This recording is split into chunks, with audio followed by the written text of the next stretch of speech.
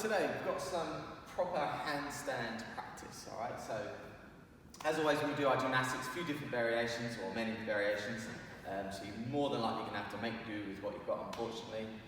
Sometimes some of the cool things happen when we do that. So I'll do the warm-up first. So the warm-up is going to be 2 rounds of scat press-ups, right? So the scat press-ups, from here, we're just trying to get some movement. Scat is short for scapular or shoulder blade, right? So we're just trying to get some movement in the shoulder blades, right? As much movement as possible. We're not worried about trying to get too much weight through it, right? So going like here and doing a small movement is going to help you less than going on your knees and doing a bigger movement with your shoulder blades, right? So if you get more movement on your knees, then do that, okay? The banded pull downs. With these are the ones where shrugging up, right, holding the band relatively narrow, and you're going to pull down so it comes behind your neck and your shoulders are then down, right? So shoulders up, shoulders down, okay?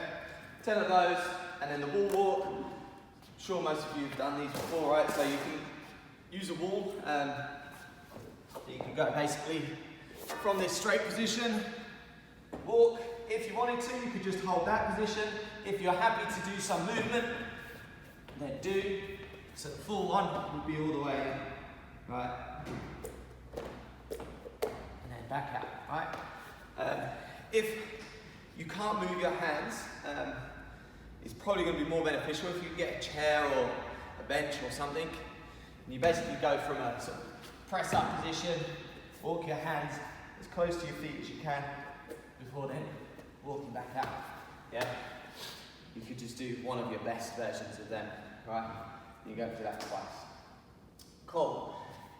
Then on to the strength element. So we've got a proper like strength element and the Metcon today.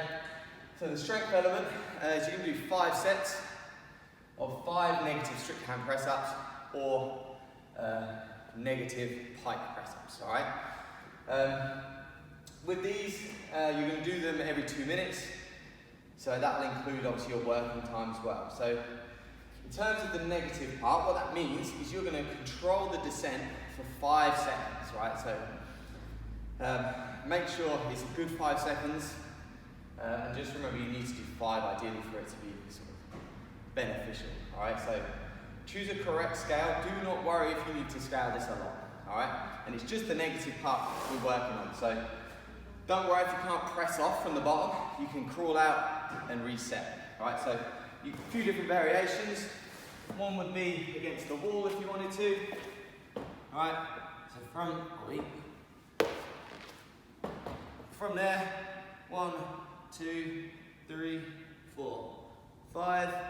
Get back to the start however you want.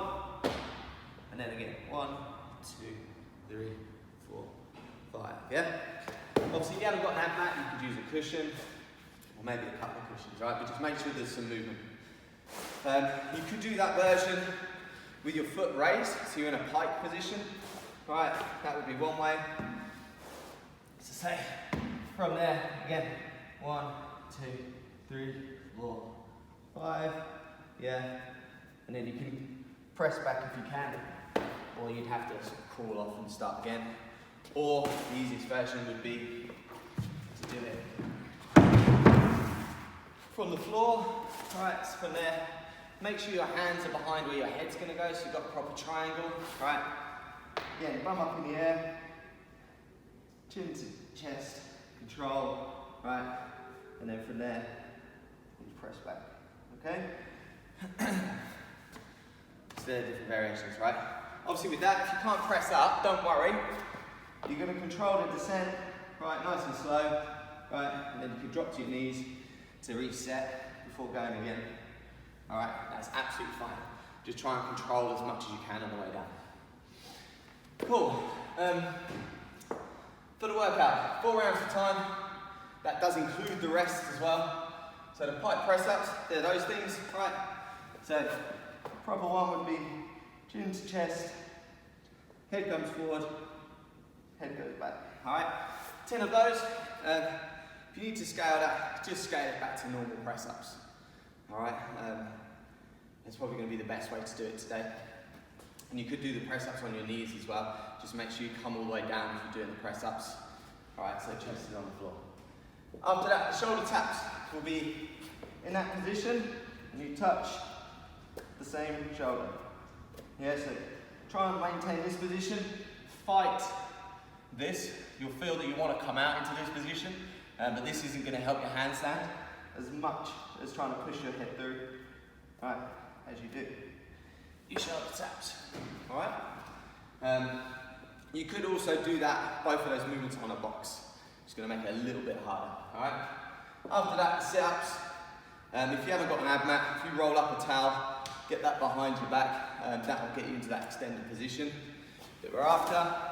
Just make sure that your bum stays on the floor the whole time. Yeah, so you touch the floor, touch the toes. We don't want any lifting of the arse. All right, even if it was a little bit like that, it's no good to you. All right? Cool. Enjoy.